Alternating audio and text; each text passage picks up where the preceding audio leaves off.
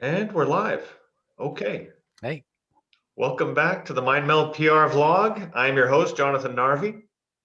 I'm here today with Matt Rouse, who has been, actually, you haven't been on the show before, but I was on it's your true. show. You were on my show, yeah. And we were talking previously about how to match up PR and marketing, how they can work together.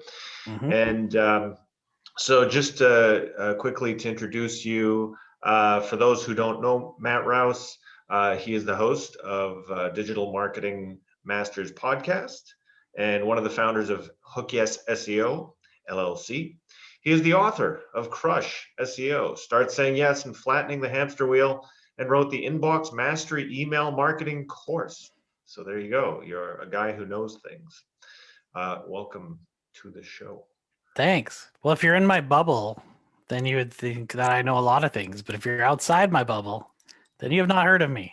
Mm. I have this, I'm dealing with the same problem or the same challenge, I should say. That's right. It's how do Um, you make instead of how do you make the bubble bigger, as most people think it is, it should be how do you find more bubbles to be in? exactly.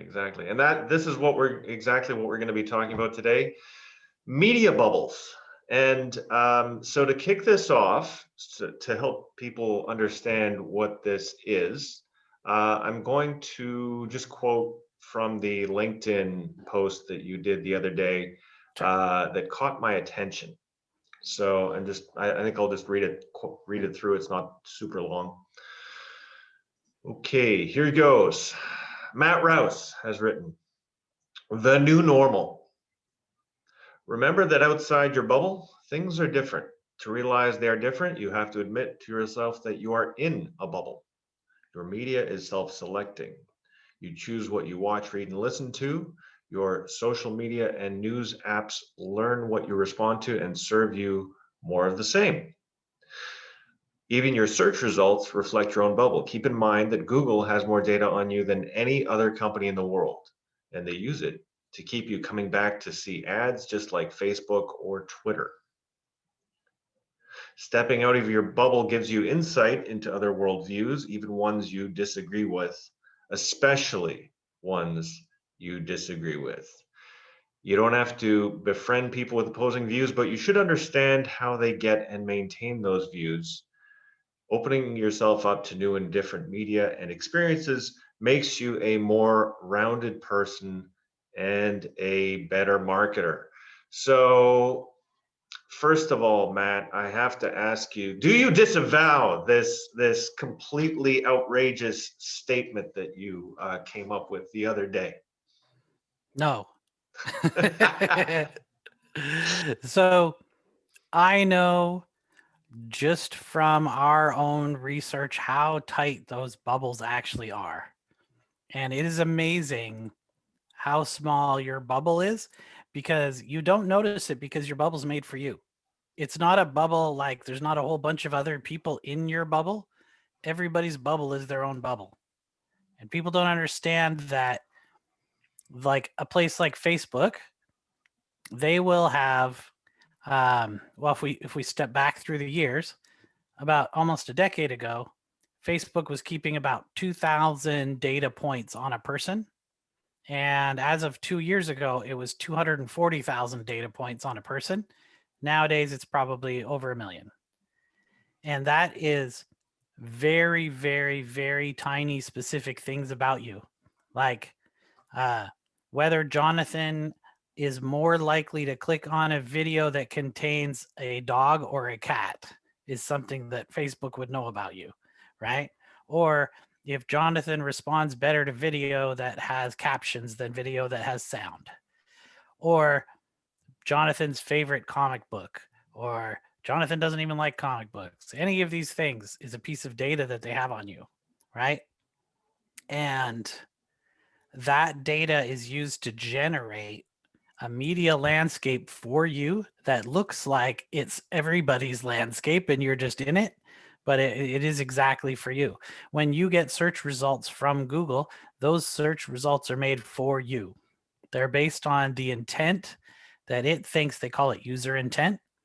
What is Jonathan searching for right now?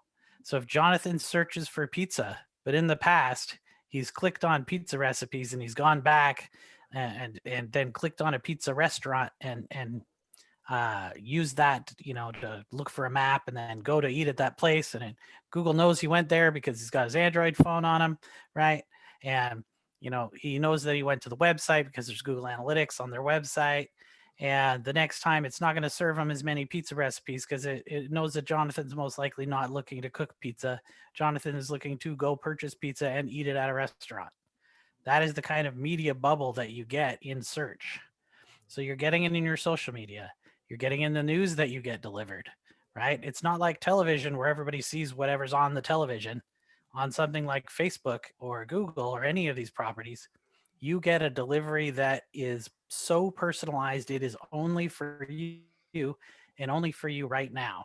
You would not get the same result if you did it when you were younger or older. Does that make sense? Absolutely. And, I remember when this big change happened on Google specifically. Actually, I don't recall the exact year it happened. I think it was a little bit over a decade ago when they started to personalize your search results. Um, and it was pointed out by a local marketer in Vancouver. His name's Darren Barefoot. Actually, I don't know if he's still here in Vancouver. But it seems scary, obnoxious, all kinds of bad things to me that, I mean, I get the utility of personalized results. Right. We see the advantage of this anytime we go on to a website like Amazon or many other stores and businesses have this functionality on their websites where, you pick a product or a service and based on your previous behavior or what you've been looking at, what you've been searching for, they will suggest things that you might like, which there's certainly utility in that. But I also recall, back when we were still going into physical stores before the lockdown and Right. maybe even before a lot of things went digital. I remember the pleasure of being surprised by something. So I would go into a bookstore and I wasn't quite sure what I was looking for, but I might go into a section where I had picked up a book on a topic that I liked, but my eyes would sort of wander, and I might wander into another section, and just something would pop that hadn't been on my radar, and it was a pleasure to discover something, discover a book or some music or some other kind of product that hadn't been selected for me. I was just sort of wandering, and you encounter this kind of this joy of discovery in lots of other avenues of your life, and we're getting less of that. Yes. There's also retail personalization, Mm, which is something kind of less specific. So what they're doing is they're saying these are the things that people who will physically walk into a bookstore mm, would be interested in looking for versus people who are going to download books. So we are more likely to put the titles that are more likely for people to browse and find into a bookstore, whereas other titles could go to a digital bookstore because you know the algorithm has determined that, right? There's mm, always, this is the example that's in the world that people use most often, and I'm going to paraphrase it a little bit, but it was from Target in the United States. And what had happened is Target was sending coupons for newborn baby related stuff to a teenage girl. The father of the girl got really upset about this, contacted Target, was complaining about it. They said, yeah, we'll stop sending it, yada, yada, yada. And a month later, his 16-year-old daughter tells him that she's pregnant because Target figured it out before even she had figured it out because they were basing it on the things that she was looking for in the store.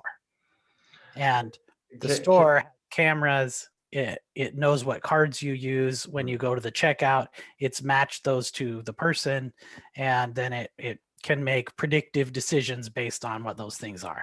mm. I just want to push back on one little thing, because I think you might have mentioned this story before, and it's a story I had shared with others, and it sort of popped up on my radar from time to time of the daughter who was pregnant, and of course that her father finds out through social media. Apparently, this might be an urban legend. Eric Siegel, who is All right. a commentator on AI and machine learning, um, did some digging, and so I'll throw you the link to the article where he sort of pushes back on this, Right. and so I'm I just have throwing it I out have there. another personalized Mm, story that I can tell you mm, because it's something that happened through our own company. And so we were doing advertising for a law firm that mm, does family law, and the client, when they asked, "Where did you hear about us from?" they said, "I saw an ad for you before I was served divorce papers."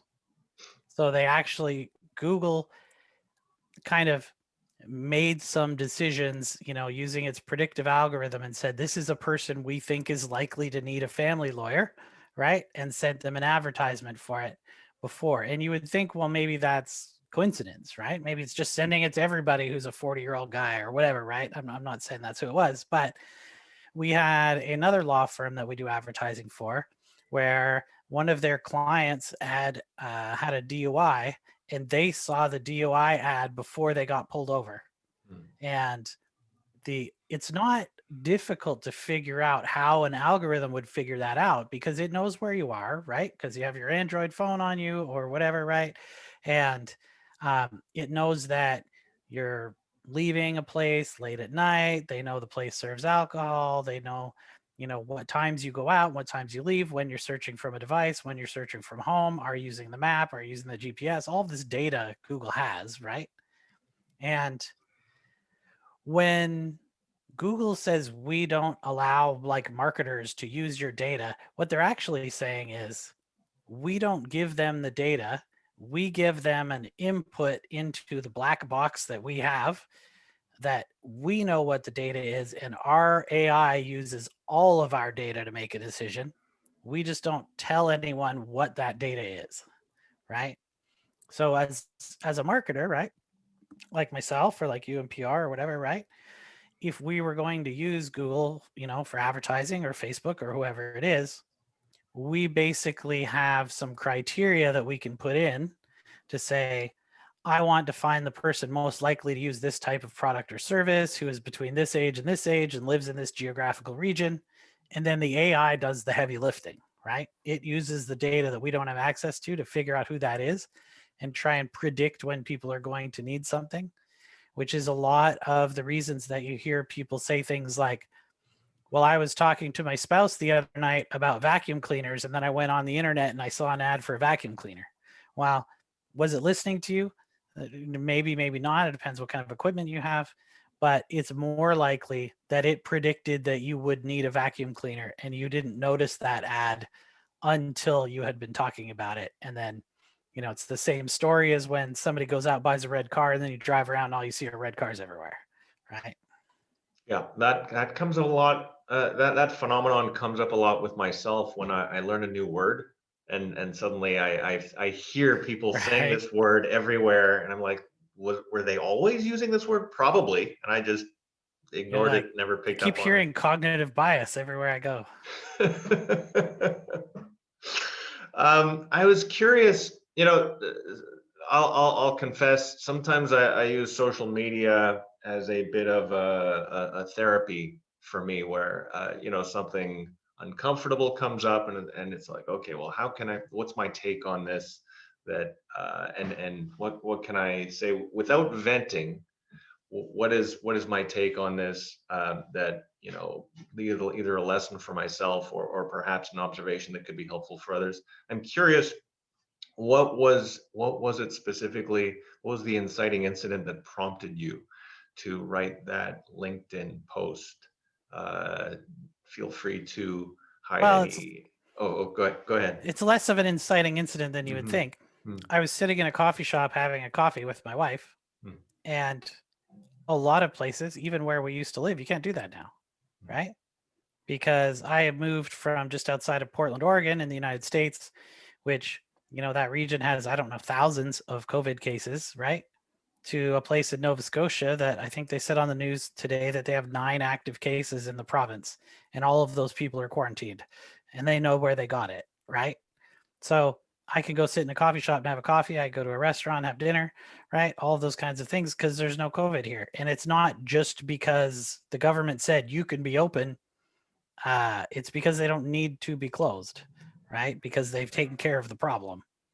Mm. And this is a bubble that other people are not going to be in. Like if you're in New York right now, they're talking about opening up maybe for 25% capacity for restaurants, right? Um, they've been locked down for a long time. A lot of those businesses didn't survive, and that's a different world, right? If you're imagine yourself being a restaurant owner in a business that's been locked down and all your employees have been laid off, and then even when you can like start doing takeout and stuff, the government's giving your employees an extra $300 a week or a month or whatever it was to stay on unemployment. So none of your employees want to come back to work, Mm. and you've got no way to really kind of reach out to, because you used to have people just stop in because you were in an office building. Now your business is destroyed. That's a completely different bubble and a completely different world that person is living in than me in my coffee shop in Nova Scotia flipping through the news, that Pierre Trudeau is gonna stop having flights from the Caribbean to Canada, Mm. you know, and it just kind of got me thinking about, I mean, the parts of that kind of technology bubble that I know a lot about that most people don't really understand even exists. Right, right. COVID is an interesting one from our end, just from, as a public relations guy.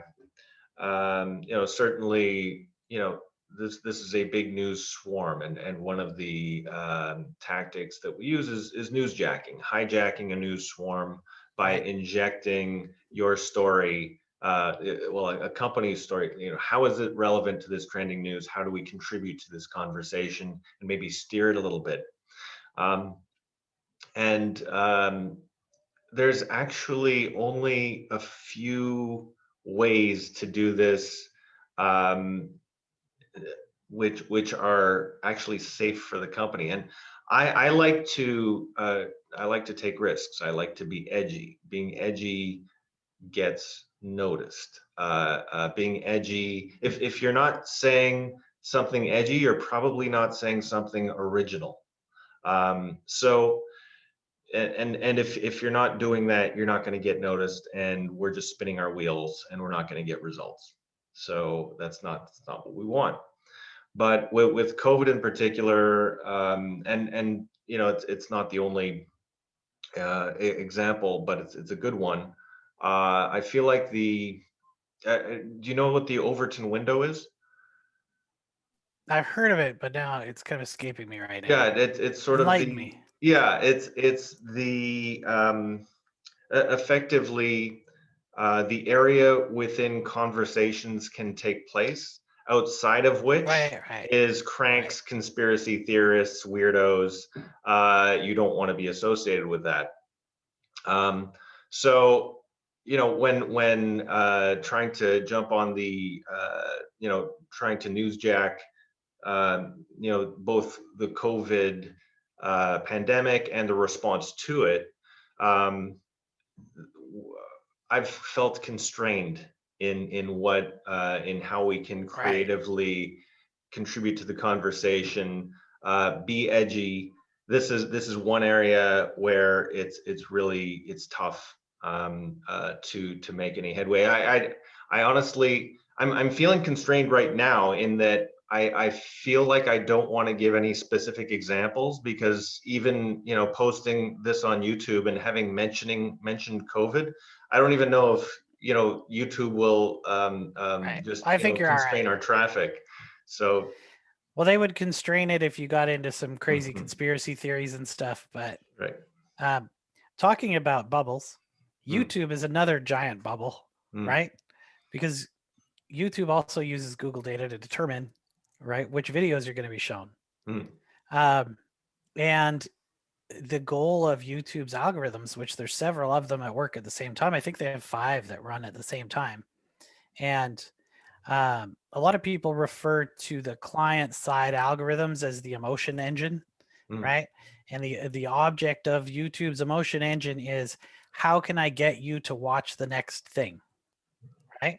And that is the majority of the goal of YouTube is how can I get you not just to get you back to the platform, but how can I keep you on it as long as possible by feeding you things that are more likely that you're going to watch. And the more times you choose things to watch, the better it gets and the smarter it gets at determining what you want to watch next. And there's an amazing amount of rabbit holes you could go down on YouTube. And I'm sure, most people will have seen that before, right? Is they went to figure out how to fix the little handle on their toilet from jiggling, and then the next thing they're watching videos about why flat earthers still exist, you know, like it just this rabbit hole you go down. You don't even know how you got there. mm, Um, mm. but from what you were saying, I have a fantastic example about a way a company did PR with COVID relations. And it's a company out of Portland that's called Indo, and they make window inserts, but that has nothing to do with what they did. What they did is they developed they call it the clean manufacturing process. Mhm. And the idea behind it was how you can set up your production floor, your factory floor in the safest way possible so that your employees don't spread COVID to one another if somebody comes in who's infected. Right. And so they were able to give that away to other companies for free, saying, look, we've developed this plan and we've worked with doctors and environmental people, I don't know what they're called, and we figure out, what is the best way that we can do this. And then they ask for input from other manufacturers, and they have this standard that they've built.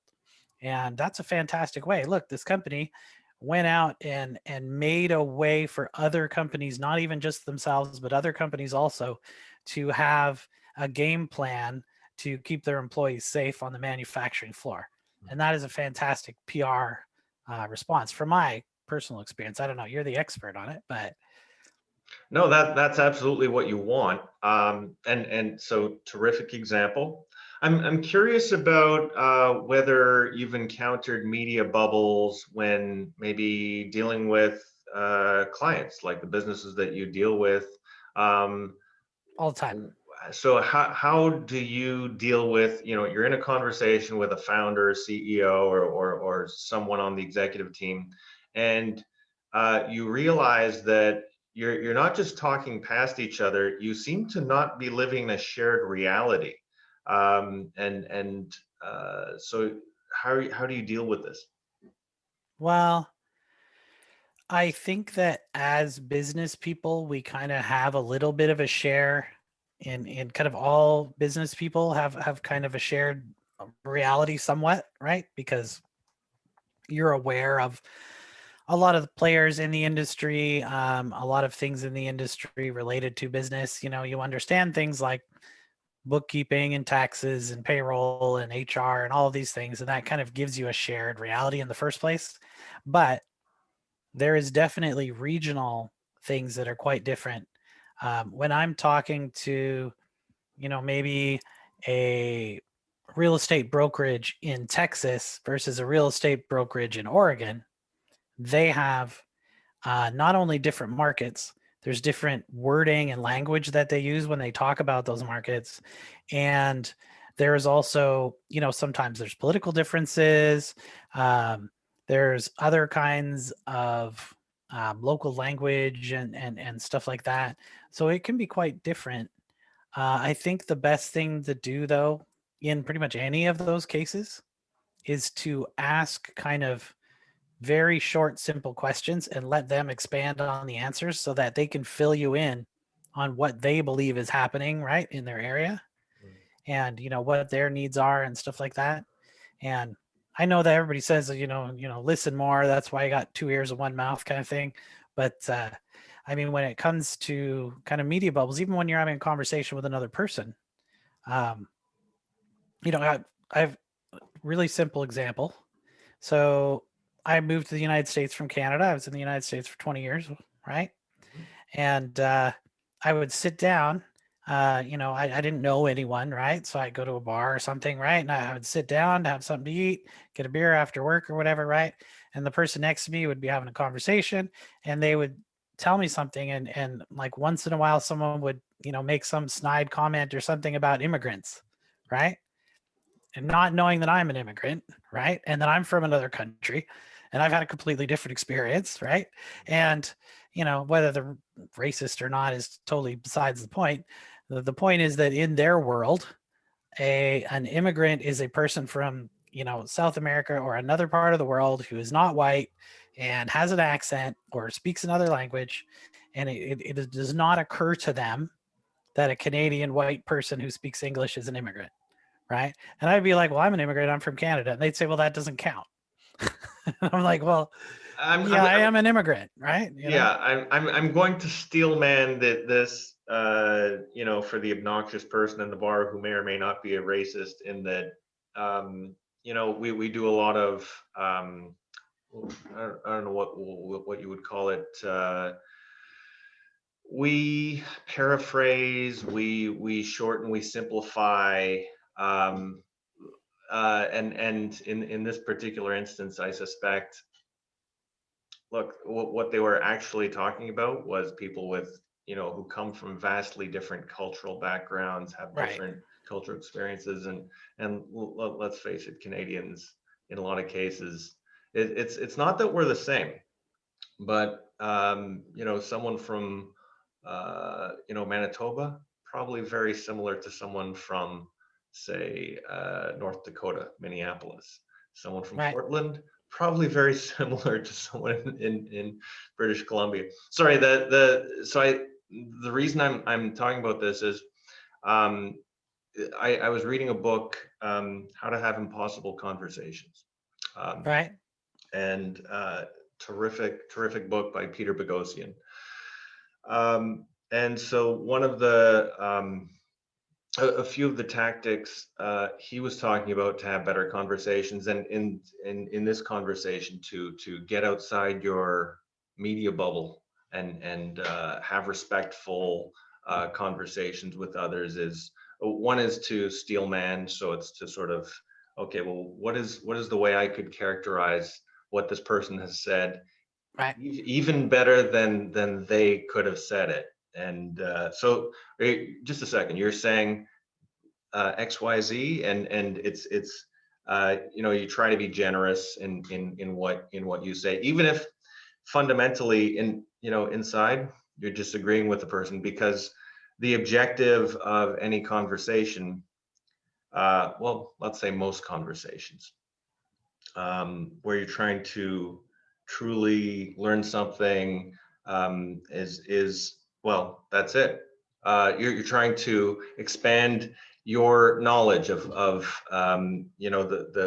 if someone is very has a very different take than you, this is an opportunity to, number one, maybe disconfirm what you know. Like it's I Right. find I'm wrong about things more often, maybe not more often than not, but over the years I've become less and less ego driven and more willing to change my mind, and Right. recognize my own errors. And I And, think that does happen in some cases, but in a lot of mm, cases, people go the other direction. They get more set in their ways and they put a stake in the ground. They say, this is my viewpoint and you yeah. cannot change it. Yeah. Well, let me tell you, I don't know if they had it in Canada, but there's an app called Parlor that no longer works that was in the United States that was kind of like championed by the hard right in the United States, politically hard right people.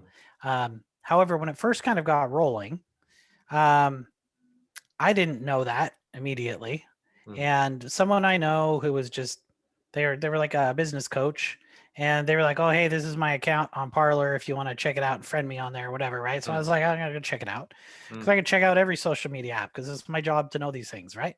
yeah. So I download Parlor and I'm looking through, the first, 20 or 30 posts or whatever. And I'm like, oh my God, like there is some crazy, crazy stuff in there. Yeah. Can I And I'm sure there interject? was more moderate too, Yeah. but um, Mm, even when I looked through and I started friending some people and stuff, there was still like it was definitely not even remotely in the neighborhood of my viewpoint. But I wanted to read through and kind of see what they're seeing, mm, right? mm, And man, I can understand how if you are in that political bubble, mm, that you would have those kinds of opinions that you have, because I look at the rhetoric and I look at the media and I look at what the articles that they're reading that come from what they believe to be a reputable news source. And just like I have my own news sources that I believe to be reputable, and I mm, believe what they're saying, they believe their news sources and what they're saying, and it's completely different world, right? It's like an yeah. unimaginably different world. It's almost as if like, and I'm sure you've seen some kind of like science fiction movie or read a book or something where like everybody has their own personalized digital world, right? Kind of like the idea of everybody's own personal hell is in like, different movies and stuff, Yeah. right? Well, this is what it's like, right? They have their own world, we have our own world. It's all the same actors, but Mm, the facts and the way it plays out and everything is completely different. Even yes. though in reality the same things have happened, Mm, their version of reality and my version of reality are completely different things. mm, mm. This is interesting that the parlor example gets into a few aspects of this that are actually quite interesting from a perspective of business realities, economics, in addition to the whole communications and media bubbles kind of a thing. I felt like the Parler becoming a known as a right wing platform was a bit of a self fulfilling prophecy in that um, it was created as a free speech platform because as you recall, Twitter. I believe Jack Dorsey, the head of Twitter, once called. He characterized their approach as "We are the free speech wing of the free speech party." Right. Um, and actually, if they had held true to that image of themselves from the beginning, that would have been well, it would have at least been, it's a bit of a truism, but it would be consistent in that, like, why did everyone get on Twitter in the first place? It was to, well, I want to be able to get my ideas out there. I want to be able to talk, but I don't just want to broadcast. I want to listen, and I want to see different kinds of conversations and take part in this new marketplace of ideas. I want to get outside of my media bubble. And if you had, when did you get onto Twitter? I don't remember. It's been so long. So yeah, um, I got. 2008, probably. Yeah, I probably around the same time. Now, if they had, if Twitter's approach had, instead of being we're the free speech wing of the free speech party, had been our plan is to have a platform that you can say whatever you want, and listen and have good conversations, and at some point we're going to start closing accounts of of people that we're not going to tell you why. You can assume, you can make assumptions. Right. We're going to start yeah, censoring accounts, canceling accounts, having if we don't like what you're saying, we're going to put in little fact check things from third party news sources. And so if you're on our bad side, it's going to be super annoying, but we're not going to tell you in advance Right. who that would be, who'd be affected by that anyway. So but please join our platform. Right. But they also didn't say, join our platform where you have the same voice as 250,000 out of country bots that are going to be tried to use for political Yes. propaganda.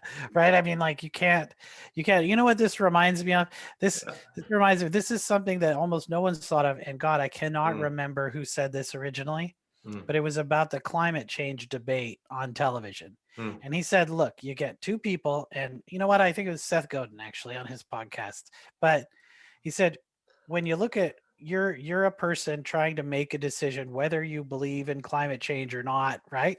mhm, And when you go on the news, there's two people. There's one here and there's one here, just like you and I are side by side right now, right? mhm, And you have the against client or climate change debate, and I'm the for climate change person and scientist, and it's one scientist against another, right? Half of the yeah, people believe it and half of them don't. But in reality, there's 1,000 scientists who are climate change deniers, and there's 1 million who are believe in climate change. So mm, if you actually had the ratio correct, right? mm, Then the interview wouldn't be 1 and 1. It would be one person saying climate change isn't real, and it would be 1,000 saying it is real. mm, mm, That would be, that would be much more swaying and closer to fact and closer to was actually believed by scientists in the world, mhm, right? However, what you get is you get two. You get one person saying, no, this is all BS. And the other guy's like, everybody in the world agrees with me. And the other guy's like, no, they don't.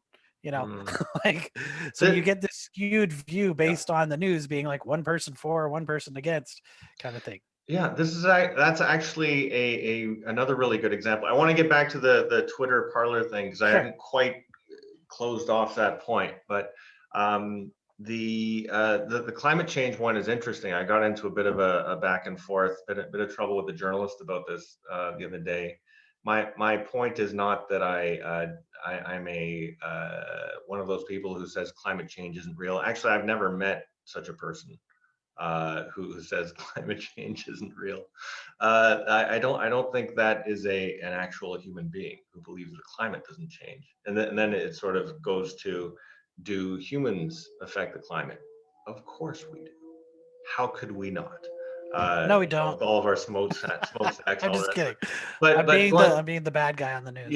yeah, but going back to the, how many scientists agree with this? This is an interesting thing because this goes to, if you're in a certain media bubble, you might assume, in fact, the,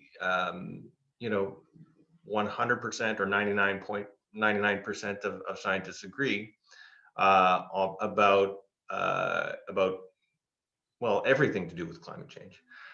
In fact, the study most often cited goes back, I think it's something like 10, 15 years ago, and it's often misquoted. Basically, what it comes down to is 96% or 98% of scientists who self-identify as scientists involved in climate change research, who are funded for climate change, for science that looks into stuff related to climate. 96% of those scientists believe in climate change. What a surprise. That's a shocker. Which is not to say that, it's not real. Of course, climate change, is real. Anyways, that's an interesting little Yeah, subtopic where people's media bubbles can just violently clash. absolutely. And the Twitter one is kind of an interesting example Mm, because mm, there's there's free speech, right?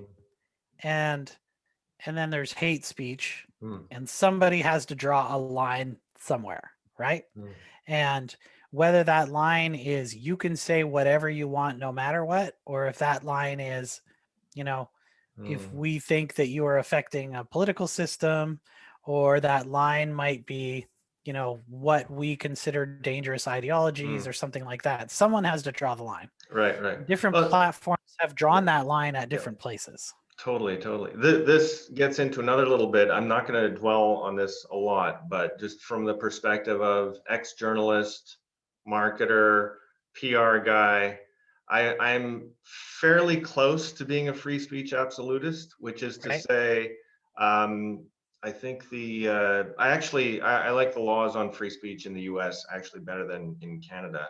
The First Amendment um, seems to be a good thing in that, actually there are limits on speech in the US. and in Canada and elsewhere. But those limits effectively are around, if you're threatening someone's life, and not in the sense of, Right. like just saying, I hate, insert ethnic group here, or I Right. hate, insert religious group here. It's hateful. Is this, should it be illegal? You get into the issue of, okay, well, is this cure worse than the disease? And this is what social Right. media companies are struggling so hard with. Well, and Um, there's an amazing amount of mm, odd, I shouldn't say odd. There's a whole bunch of really disgusting stuff that happens on social media. yeah, And there is a lot of cleanup that happens that people have no idea about. yeah, Right. Like, um, I think the stat was something absurd when I read it, and like I had to read it again because it was so ridiculous. And it was something like 80,000 videos of animal cruelty by humans a day yes, are removed from Facebook. yeah, Like, for starters, why anyone would post or do such a thing, I have no idea. But there's 80,000 a day. Like, yeah, it's insane, insane amount, right? There is so much to cover. And then what ends up happening is they go, look, there's no way that we can police all this with real people. We have to use technology to catch this. right, And then they try to train the technology to catch it. And what happens is the technology has two sides. One side is the technology, like the AI model that they train itself, hmm, is going to have the biases that were built into the system by the people who used to do it, yeah, right? And I can give you an example of that in a second. But the other side is that you get a huge amount of false positives. And that's where you get things like, well, this company, I'll give you an example. A company that I know that I work with, they mentioned on Instagram that they watched a video, like a movie, mm, where the main character was a Kung Fu Hitler, and their account got blocked. And right, not only did their account get blocked, their ad account got blocked. They lost thousands of dollars trying to get it reinstated. They finally did get it all cleaned up, but they lost a ton of revenue over that one statement, which yeah, then makes them never say free speech type stuff again on their account because they're worried that they're going to lose their business. right, right, right. That's a So problem, the, right? this what a great point. And this reminds me of a tweet from a Eric Weinstein. He's an intellectual in the U.S. that I admire greatly, even though his specialty is in mathematics, which is absolutely, I don't have a brain for that at all. Right. Me neither. But anyways, he works with Teal Capital. He's got lots of interesting things to say, and one of his, to tie into what you just said, I believe his tweet was something like, um, let me make a prediction. The social media platforms are going to start canceling lots of accounts. And the reason they're going to give is, well, if they give reasons at all, is that this has violated our terms of service. They will reinstate most, maybe many, perhaps most of these accounts. And the third prediction is, um, we are going to be far more careful in future about the things that we say in Yeah, social that's true. media. The other bit, they're going to claim no harm, no foul. The social media companies will claim no harm, no foul. We Right. reinstated your account. What would you complain about? But the punishment is the process. The damage is done. And what everybody talks about, Mm, they say, well, who mm, cares if your Facebook profile gets canceled? yeah. Well, if you're a small business and the only revenue that you have comes from the ability to advertise locally, Mm, and mm, your Facebook account gets disabled, you yeah. probably will lose 25 to as much as 75% of your revenue Yeah. if your business requires localized advertising. And for whatever reason, maybe your Google local ads aren't Yeah. really the solution for you. Right. There's some businesses, 100% of their sales come from Facebook and Instagram ads. Right. Right. Like, Right. absolutely is. Well, and I don't want to hit on this point too softly or too hard. Mm. But this thing really, really bothers me, okay? Mm. Because when you create an account and Facebook says, do you want to use this for your business? Mm. Now this is an object of value, right? Mm. This, even though it's digital, right? And it's Mhm. account, but that ad account, the information you've posted, all of that stuff is that there's value to that, and it generates revenue, Mm. which means that should be protected by law, Yeah. where someone can't just shut that off without giving you a legal reason. But when it comes to social media accounts, who cares? Shut it off. Nobody gives a shit, right? Yeah. But yeah, like that's it murders businesses, Yes. and it destroys businesses, small businesses, and they turn those small businesses off for Mhm. doing the same things that larger businesses do, Mm-hmm. and the larger businesses don't get cut off because of the revenue. So Perfect. then again, you've got that whole thing with, just what recently happened with like the Mm. Robinhood app and the GameStop Mm. thing, Mm. right? Where the hedge fund is shorting the stock and everybody buys the stock to raise the stock up, and the hedge fund goes broke, and the hedge fund calls Robinhood and says, oh, I want you to shut down the app because they're an investor in the app. And, if I lost thousands of dollars in the stock market and I was going to go broke, right? I couldn't call Robinhood and be like, tell your people to Yes. stop buying my stock, Yes. but you're a Yes. hedge fund, you can do it, right? And that problem is inequality, and the inequality leads to people leaving the platforms or not using them the way they're intended anymore, and they'll go Right. somewhere else where they can do what they like. And that's Maybe. why TikTok is humongous now, Yeah. and and young people are leaving in droves. Yeah. If you want to talk about a bubble, go talk to a group of like Mm. 15, 16, 17-year-old kids, Mhm. and they're on TikTok and Snapchat and Discord servers and stuff like that, and Twitch, and Mm. they don't watch the same movies. They don't watch Mhm. the same media. They don't watch the same TV. They don't go on Facebook to get news. They might be on Instagram, but usually they have a fake account for their parents and then Mhm. one for themselves. And they're on Twitter, but the only thing they talk about on Twitter is their hobbies, right? Yeah, I agree. I Different agree world. with almost all of that. I'm going to push back a little bit, and this comes back to my original thing about Parlor. And I'm not even Sure. gonna. I'm going to take away the politics out of it, because this messes up how people see something. Pretend that Twitter was censoring all the cat videos and everyone who liked cats. Any message to do with cats, just it got censored. It got fact checked. That's not a real cat. Um, just It stupid stuff. probably isn't, but So anything to do with cats, you could not post on Twitter. And then so Parler becomes this escape route for the cat people. right. It's a market. It's a natural consequence of a market decision. We don't want this group of people.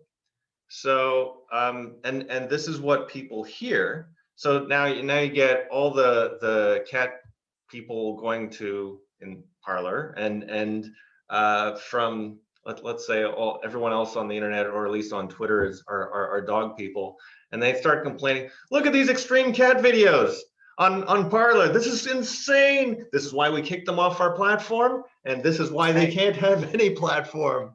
I far prefer, again, sort of a free speech and generally a talkative guy.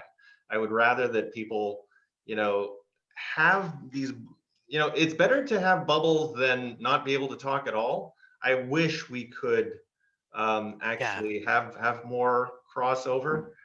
I think they're going to splinter Mm. into smaller groups on desperate independent platforms, Mm. stuff like Mighty Networks, Mm. and not politically specific. I just mean for Mm. anything, Yeah. right? And I think you're going to see that not necessarily even because of censorship, more because of the like larger platforms. Mm. the content you get is getting to be too generic, and it's just for the reasons that you mentioned, right?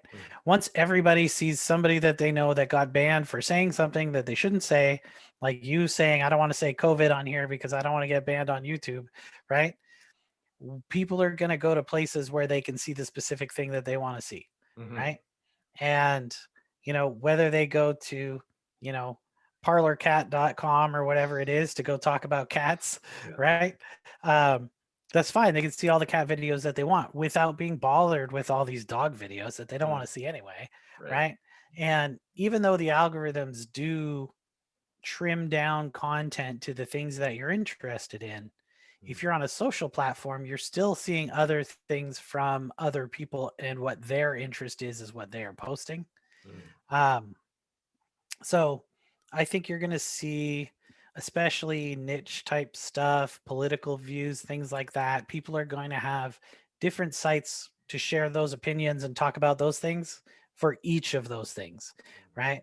So if they're into painting, they're going to go to their Mighty Networks painting site, and they're on the cooking site on here, and they're on, Facebook. They're in the, like I'm in the New to Nova Scotia group, and everybody talks questions about Nova Scotia, right? And there's this thing for that, and I think that the separation is going to happen, and it's difficult for large platforms to build those separate communities and get rid of the communities that they don't want. It's like a policing nightmare, and I think you got to draw the line somewhere, just like we were saying. But every platform is going to draw the line at a different spot, and people are just going to get fed up with it. They're going to go, I don't know what I can say or post on any of these things, so I'm going to go use this instead. Exactly. And all right. Well, I agree with that completely. And to bring this around to the final, it's really to where this started.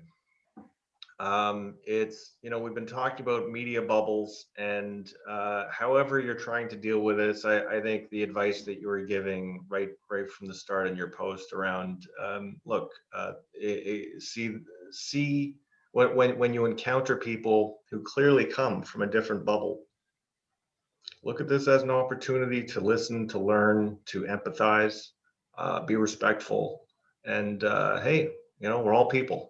So right.